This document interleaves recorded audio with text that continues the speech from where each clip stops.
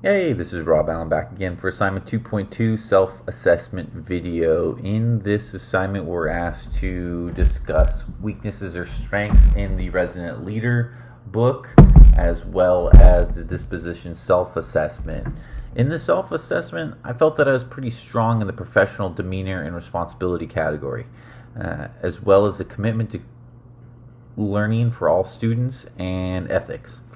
In the military work environment, ethics and professional demeanor go hand in hand. There's something that is fostered, and after a while, if you don't have them, you shouldn't be in the military. Commitment to learning for all students is very important. I'm a military instructor, and the student learning aspect or education of the student is the most important part of facilitation of that adult learning.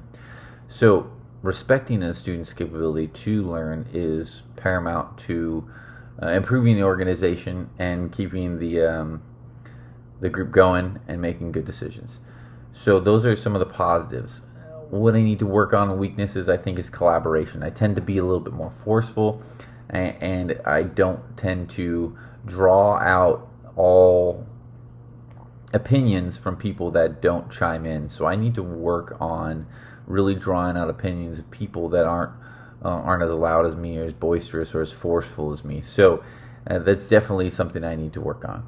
For the Resident Leader book, I'm going to start from the top and work my way down.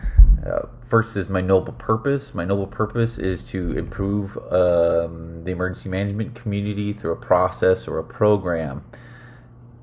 I feel the positive strength of that is I'm in an emergency response, emergency program. The National Guard and the military definitely do their fair share of yearly responses to fires and floods and everything else that happens, including search and rescue. So I'm right in the way of me accomplishing my noble purpose. And so I can, if I keep going in this vein, I have a good chance of accomplishing it with hard work. I also did, and it sounded really fun, was the 27 things I want to do bucket list. I think this is one of the most difficult, and I think that points towards a need. I couldn't really think of a lot of things that were substantial that I needed to do as a bucket list. So maybe I need to broaden my horizons as far as experiences are concerned. I put down maybe buy a dog, go and visit the rest of the world in some way or another, build some things. But maybe I need to work on broadening my horizons on that a bit. The next one I did was if I won the lottery, and it was a $50 million scenario. And I think one of the positives was that I really probably wouldn't stop working. It might be more as a professor with a doctorate working on emergency management instruction and maybe getting closer to my noble purpose.